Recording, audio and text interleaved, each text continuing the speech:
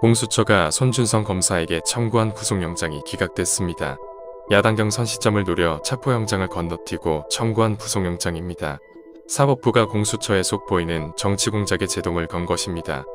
그동안 문재인 정권은 정권교체를 막기 위해 저에 대한 집요한 정치공작을 벌여왔습니다. 이번 사건도 정치공작의 일환입니다. 야당의 가장 유력한 대선 후보에게 상처를 입혀서 이재명 후보를 당선시키겠다는 치졸한 수작입니다. 국정원장과 조성은이 윤석열을 칠 시점을 정해 제보하고 MBC는 공수처의 내부 자료를 몰래 건네받아서 왜곡 보도를 하고 공수처는 있는 그대로가 아니라 오로지 야당 경선 일정에 맞춰 수사하고 이런 눈에 훤히 보이는 수작을 벌이고 있습니다. 게다가 공수처인지 공작처인지 아는 수사기관은 손준성 검사가 출석을 약속하는데도 무리하게 영장을 청구했습니다.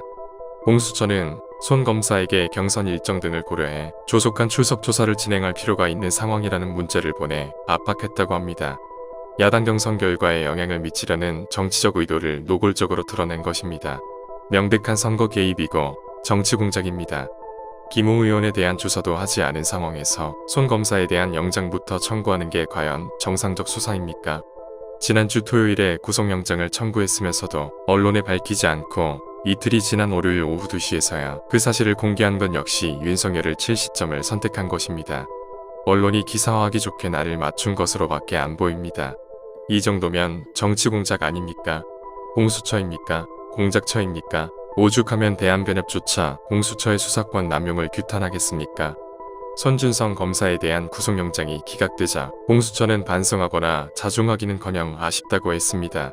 국민은 안중에도 없고 오로지 정권의 중견 노릇만 하는 공수처는 더 이상 존재할 필요가 없습니다.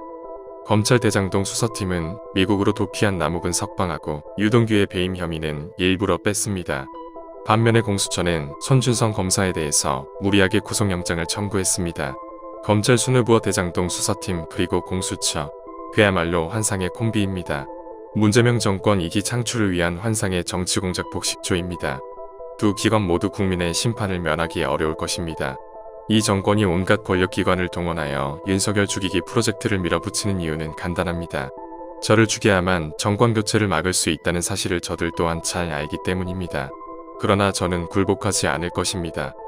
정치공작에 폭풍우를 온몸으로 맞으며 앞으로 나아가겠습니다. 국민과 함께 국민의 힘으로 정권교체를 이루겠습니다.